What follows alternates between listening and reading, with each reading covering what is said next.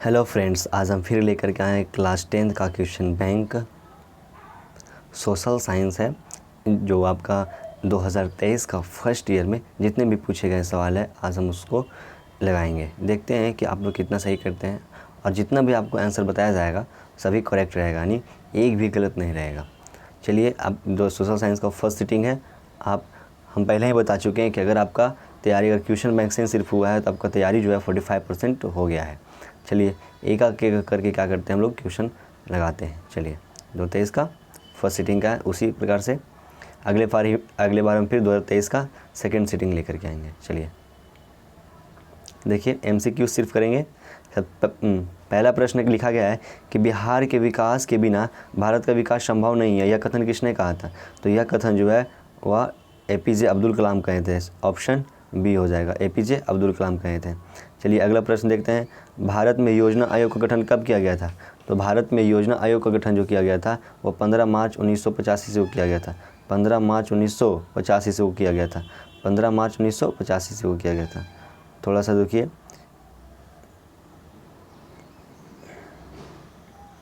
चलिए अगला प्रश्न देखते हैं हम लोग लगा करके।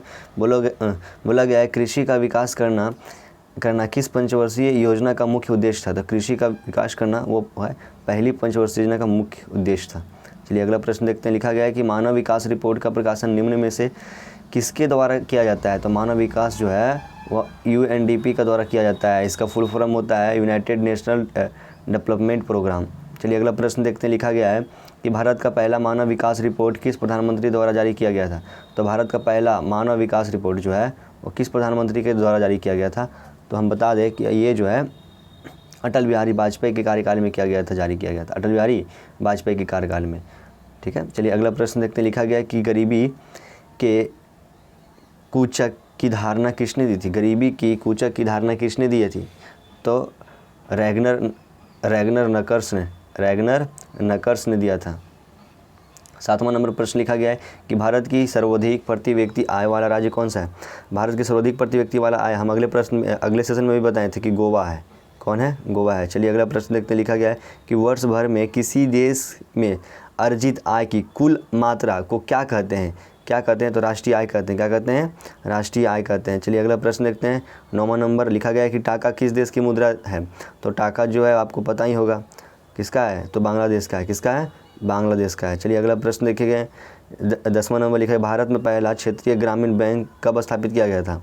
तो भारत में पहला क्षेत्रीय ग्रामीण बैंक कब स्थापित किया गया था? तो 1975 ईस्वी में किया गया था। क्षेत्रीय ग्रामीण बैंक 1975 ईस्वी में किया गया था। 11वां नंबर प्रश्न लिखा गया है कि केंद्रीय सहकारी बैंक किस स्तर पर काम करती है? केंद्रीय सहकारी बैंक किस स्तर पर काम करती है? तो जिला स्तर पर काम करती है। कौन से स्तर पर? जिला स्तर पर काम करती है। अगला प्रश्न देखिए, 12वां नंबर लिखा गया प्राथमिक कृषि शाखा समिति कृषकों को किस प्रकार का ऋण प्रदान करती है? तो जो है ना, प्राथमिक बोल रहा है, बल्कि प्राथमिक कृषि शाखा समिति कृषकों को किस प्रकार का ऋण प्रदान करता है? तो अल्पकालीन ऋण प्रदान करता है, सबसे कम इसको मिलता है।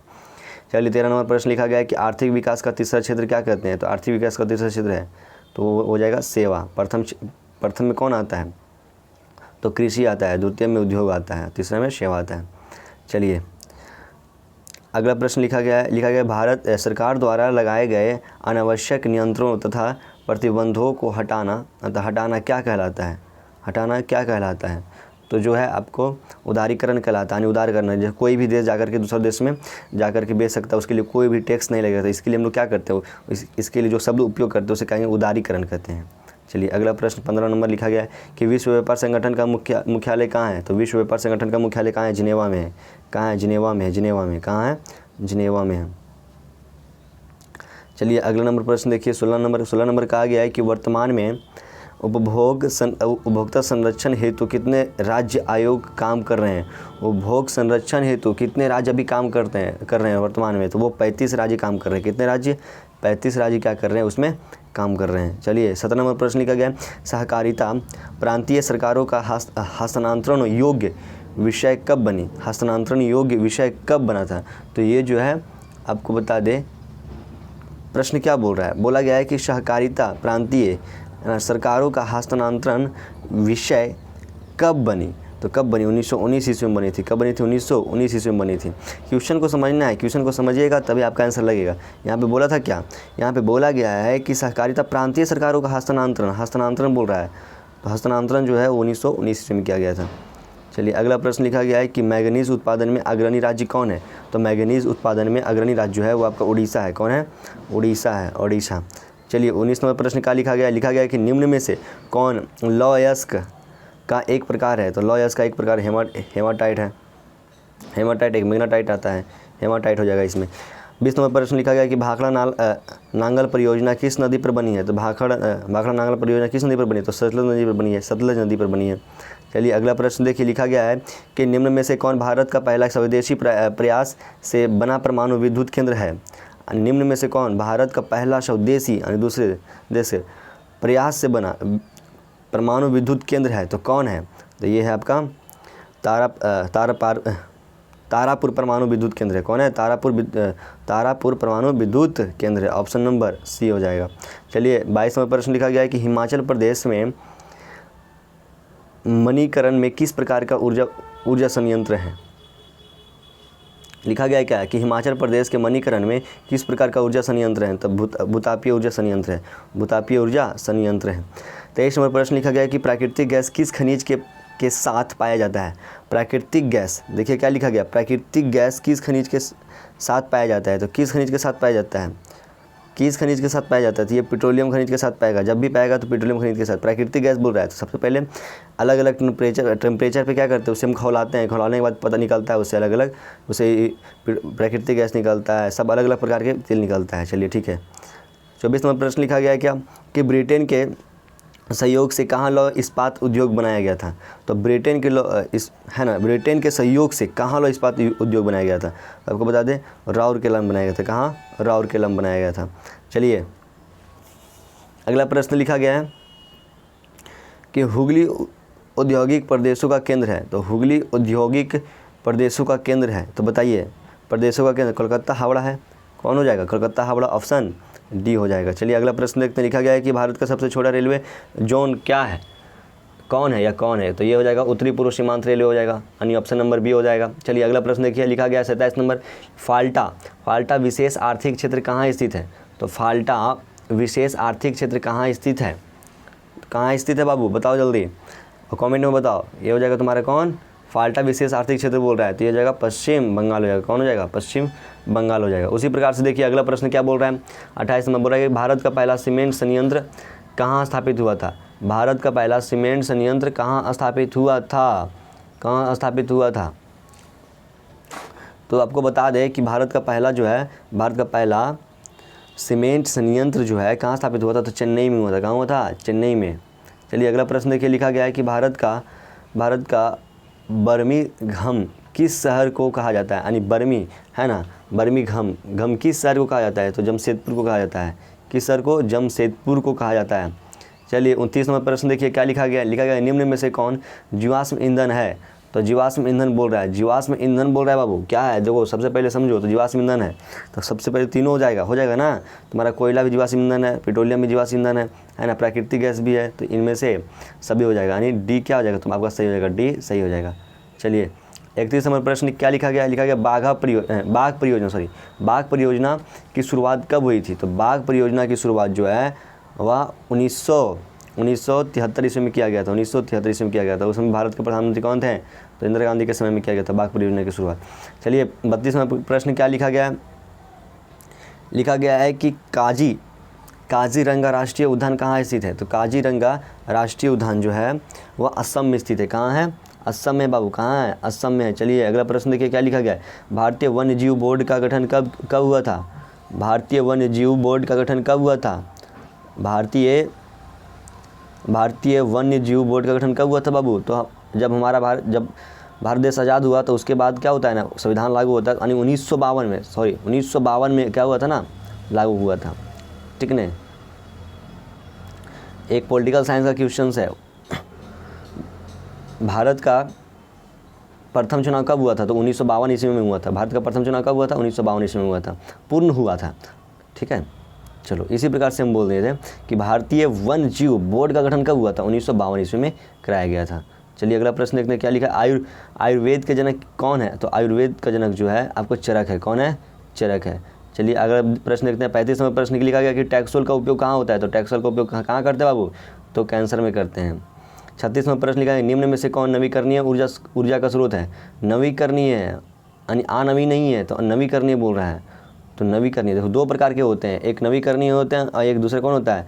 अनवीकरणीय है। तो इसमें बताओ तुम्हें नवीकरणीय कौन है? तो तुम्हारा ये भी खत्म हो जाएगा, पेट्रोलियम भी प्राकृतिक गैस, लेकिन सौर ऊर्जा खत्म वाला नहीं है, तो ये तुम्हारा क्या हो जाएगा? नवीकरणीय है। अब पेट्रोल क्या, पेट्रोलियम प्राकृतिक गैस और कोयला ये आपका अनवीकरणीय हो गया। चलिए 37वां प्रश्न क्या लिखा गया कि भारत का सबसे लंबा बांध कौन सा है? तो हीराकुंड बांध है, आपको पता ही होगा हीराकुंड बांध है। चलिए लिखा गया कि कहलगांव तापीय विद्युत परियोजना कहाँ स्थित है? कहाँ है? 38वां प्रश्न क्या लिखा गया? 38वां प्रश्न लिखा गया कहलगांव तापीय विद्युत परियोजना कहाँ है? तो पता होगा भागलपुर में बाबू, यहाँ देखो रा थोड़ा सा मिट गया है, भागलपुर में स्थित है। चलिए 39वां प्रश्न लिखा गया कि भूकंप की सर्वाधिक विनाशकारी तरंग कौन है? तो कौन है सर्वाधिक विनाशकारी तरंग कौन है? तो तरंग कौन है? एल तरंग है। कौन है? एल तरंग है। एल तरंग है। चलिए अगला प्रश्न देखते हैं। लिखा गया है कि निम्न में से किस नदी को बिहार का शोक कहा जाता है? तो सबको पता होगा कि कोसी को बिहार को शोक नदी कहते हैं। चलिए 41वां प्रश्न लिखा गया कि निम्न में से कौन प्राकृतिक आपदा नहीं है? तो प्राकृतिक आपदा नहीं है तो ये मानव निर्मित आपदा है, महामारी, बाकी सब प्राकृतिक आपदा है, भूकंप, बाढ़, सुनामी। चलिए 42वां प्रश्न क्या लिखा गया है? लिखा गया कि वर्ष 1934 ईस्वी में बिहार ने किस प्राकृतिक आपदा का सामना किया था? तो कौन सा आपदा का सामना किया था? बाढ़ का सामना किया था, यानी ऑप्शन नंबर बी हो जाएगा। चलिए 43वां प्रश्न क्या लिखा गया है? लिखा गया कच्छ प्रदेश किस भूकंपीय पेटी से संबंधित है? तो वो जोन 3 से संबंधित है, जोन 3 से संबंधित है। 44वां प्रश्न लिखा गया है कि महासागर तल में कंपन को कहते हैं, क्या कहते हैं? कंपन जब होगा महासागर में तो सुनामी कहेंगे। क्या कहेंगे? सुनामी कहेंगे। 45वां प्रश्न क्या लिखा गया है? लिखा गया है कि मलबे के नीचे दबे हुए लोगों को पता लगाने के लिए किस यंत्र की मदद ली जाती है? तो किस यंत्र का मदद लेते हैं? तो इनफ्रारेड कैमरा की मदद लेते हैं। Option number B, infrared camera की मदद लेते हैं, इनफ्रारेड कैमरा की मदद लेते हैं। 46वां प्रश्न लिखा गया कि भारत के संविधान का गठन कब हुआ था? भारत के संविधान का सभा का गठन कब हुआ था? 1946 ईस्वी में, 1946 ईस्वी में हुआ था। आपको बता दें कि प्रथम बैठक जो हुआ था उसमें भारतीय संविधान सभा के अध्यक्ष कौन थे? अस्थायी अध्यक्ष जो हैं वो सच्चिदानंद थे, और अस्थायी जो थे वो डॉक्टर राजेंद्र प्रसाद थे। पहली बैठक कब हुआ था? तो 9 दिसंबर 1946 ईस्वी में हुआ था, 9 दिसंबर 1946 ईस्वी में हुआ था। चलिए बोला गया है 47वां प्रश्न लिखा एनकुरमा कहाँ के राष्ट्रपति थे? तो घाना के राष्ट्रपति थे। कहाँ के? घाना के थे। चलिए अगला प्रश्न देखते हैं बाबू क्या लिखा गया है। लिखा गया है कि राजनीतिक दलों की मान्यता और उसका चिन्ह प्रदान किया जाता है, यानी कौन करता है? तो निर्वाचन आयोग करता है। कौन करता है? निर्वाचन आयोग करता है। चलिए 49वां प्रश्न क्या बोल रहा है कि निम्न में से कौन क्षेत्रीय पार्टी है? क्षेत्रीय पार्टी बोल रहा है तो कौन हो जाएगा? लोक जनशक्ति पार्टी हो जाएगा। 50वां प्रश्न लिखा है कि बंगला किस राजनीतिक दल का चुनाव है? बंगला जो है वह किस राजनीतिक दल का चुनाव है? चुनाव चिन्ह पूछ रहा है कि किस राजनीतिक दल का क्या है? वह चुनाव चिन्ह है, यानी बंगला के बारे में बोल रहा है, यानी बंगला जो है वह किस राजनीतिक दल का है? चुनाव चिन्ह है। तो आपको बता दें कि लोक जनशक्ति के क्या है? ये लोक जनशक्ति कहीं क्या है? ये चुनाव चिन्ह है। चलिए लिख रहा है कि नर्मदा घाटी परियोजना किस राज्यों से संबंधित है?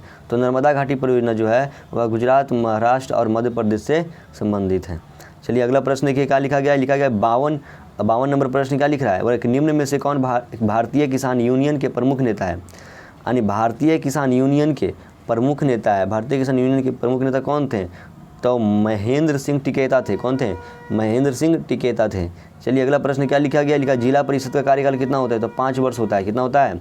5 वर्ष होता है। लिखा अगला प्रश्न देखिए पंचायती राज प्रणाली की शुरुआत कहाँ हुई थी? तो पंचायती राज प्रणाली की शुरुआत राजस्थान में हुई थी। अगला प्रश्न देखिए लिख रहा है कि ग्राम पंचायत का प्रधान कौन होता है? तो ग्राम पंचायत का प्रधान जो होता है वह सरपंच होता है। कौन होता है? सरपंच होता है। लेकिन इसमें ऑप्शन नहीं दिया गया है बाबू, इसमें ऑप्शन नहीं दिया गया है, ठीक है ना, ये गलत हो जाएगा, इसमें कोई ऑप्शन नहीं दिया गया है। चलिए 56 नंबर प्रश्न क्या बोल रहा है कि राज्यपाल की नियुक्ति कौन कराता है? राज्यपाल की जो नियुक्ति होता है वो राष्ट्रपति करते हैं। कौन करते हैं? राष्ट्रपति करते हैं। और आंग सांग सू की संबंध किस देश से है? तो हम इंग्लिश में भी पढ़ाए थे, एक्सपेक्टेड स्पीच कौन? तो ये ऑप्शन नंबर बी हो जाएगा, यानी म्यांमार हो जाएगा। चलिए 58 नंबर प्रश्न क्या बोल रहा है कि भारतीय राष्ट्रीय कांग्रेस की स्थापना कब हुई थी? तो भारतीय राष्ट्रीय कांग्रेस की स्थापना हुम के द्वारा किया गया था, 1885 ईस्वी में कराया गया था। चलिए अगला प्रश्न देखिए 59 नंबर बोल रहा है कि बोलीविया में जन संघर्ष का मुख्य कारण क्या था? बोलीविया में जन संघर्ष का मुख्य कारण क्या था? मुख्य कारण बोल रहा है कि बोलीविया में, तो ये हो गया कि पानी की कीमत में वृद्धि हो जाने के कारण, पानी की कीमत में वृद्धि हो जाने के कारण हो गया था। चलिए अगला प्रश्न बोल रहा है 60 नंबर बोला गया है क्या? बोल रहा है कि निम्न में से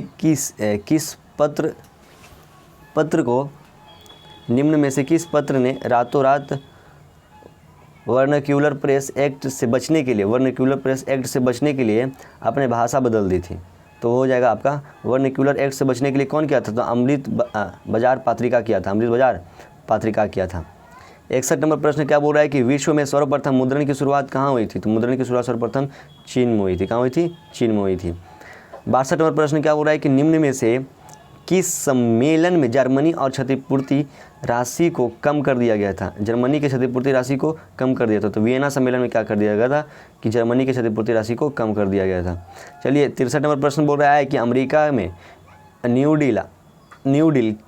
डील किसने लागू किया था? किसने लागू किया था? तो ये कौन किया था? ये क्या था? फ्रैंकलिन डी रूजवेल्ट, है ना, फ्रैंकलिन डी रूजवेल्ट। चलिए अगला प्रश्न देखते हैं। जॉन के ने किस मशीन का आविष्कार किया था? जॉन केन ने किस मशीन का आविष्कार किया था? तो फ्लाइंग स्टाइल का आविष्कार किया था। 65 नंबर प्रश्न बोला है कि वल्लभ भाई पटेल को सरदार की उपाधि किस किसान आंदोलन के दौरान दी गई थी? तो बरदोली, है ना, बरदौली की किसान आंदोलन के द्वारा क्या गया था? सरदार वल्लभ भाई पटेल को उपाधि दी गई थी। चलिए उपाधि मिला था।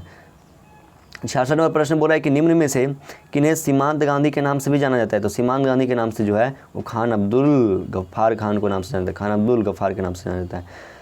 67 नंबर प्रश्न क्या बोल रहा है कि भारत सरकार अधिनियम 1919 ईस्वी को ... के नाम से भी जाना जाता है। किस नाम से जाना जाता है? तो मॉन्टेक्यू चेम्सफोर्ड योजना के नाम से भी जाना जाता है। मॉन्टेक्यू चेम्सफोर्ड योजना के नाम से भी जाना जाता है। अंकोरवाट मंदिर का निर्माण किसने करवाया था? तो अंकोरवाट मंदिर का निर्माण जो है वह किसने करवाया था? तो सूर्यवर्मा द्वितीय ने करवाया था। कौन? सूर्यवर्मा द्वितीय ने करवाया था। चलिए अगला प्रश्न देखिए क्या लिख रहा है कि बोल्शेविक दल का कार्यक्रम अप्रैल थीसिस किसने लिखा था? बोल्शेविक दल का कार्यक्रम अप्रैल थीसिस किसने लिखा था बाबू? किसने लिखा था? तो बता दें कि लेनिन ने लिखा था। किसने लिखा था? लेनिन ने लिखा था। बोला कि अंतर्राष्ट्रीय मजदूर दिवस कब मनाया जाता है? कमेंट में बताओ तुम लोग, जल्दी बताओ अंतर्राष्ट्रीय मजदूर दिवस कब मनाया जाता है बाबू? तो वह 1 मई को मनाया जाता है। कब? 1 मई को मनाया जाता है।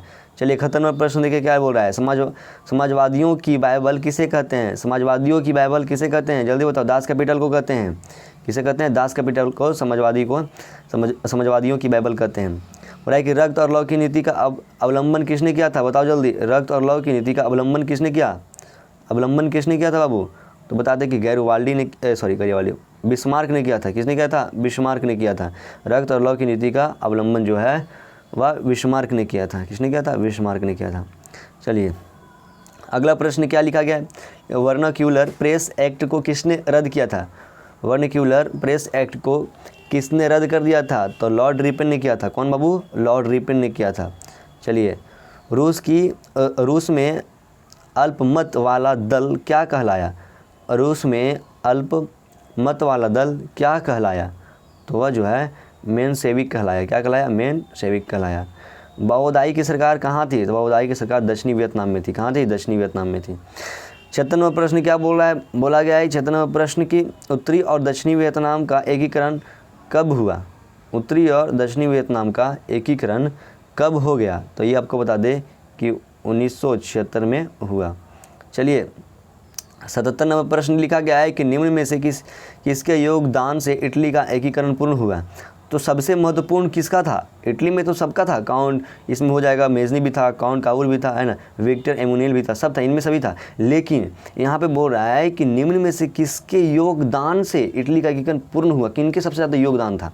तो हो जाएगा मेजनी हो जाएगा। इसमें कौन हो जाएगा? मेजनी हो जाएगा। चलिए 78वां प्रश्न बोल रहा है कि हिगेल किस देश का दार्शनिक था? हिगेल किस देश का दार्शनिक था? तो जर्मनी का था। किस देश का था? जर्मनी का था। चलिए अगला प्रश्न देखते हैं। लिखा गया है कि जर्मन राइन राज्य का निर्माण किसने किया था? जर्मन राइन राज्य का निर्माण किसने किया था? नेपोलियन बोनापार्ट ने किया था। कौन? नेपोलियन बोनापार्ट ने किया था। 80 नंबर प्रश्न बोला है कि अंतर्राष्ट्रीय महिला दिवस की घोषणा किस संस्था ने की थी? तो अंतर्राष्ट्रीय महिला दिवस की घोषणा जो है वह संयुक्त राष्ट्र संघ ने किया था। UNA भी कहते हैं हम लोग, UNO भी कहते हैं। चलिए इसी प्रकार से हम लोग अगले वीडियो में भी आएंगे, जिसमें देखेंगे कि 2023 का सोशल साइंस सेकेंड सिटिंग हम लोग टिक आउट करेंगे। इसमें जितना भी आंसर बताया गया है सब करेक्ट है, कोई भी गलत नहीं है। हम पहले बता चुके हैं कि आप ऑब्जेक्टिव पे ज़्यादा फोकस कीजिए। ऑब्जेक्टिव जो है आपका नंबर बढ़ाता है, क्योंकि सब्जेक्टिव जो है उसमें सब्जेक्टिव आद करने वाला चाहिए। ऑब्जेक्टिव बहुत ज़रूरी है, 100% ज़रूरी है। चलिए हम ज़्यादा समय नहीं लेते हैं। जय हिंद, जय भारत।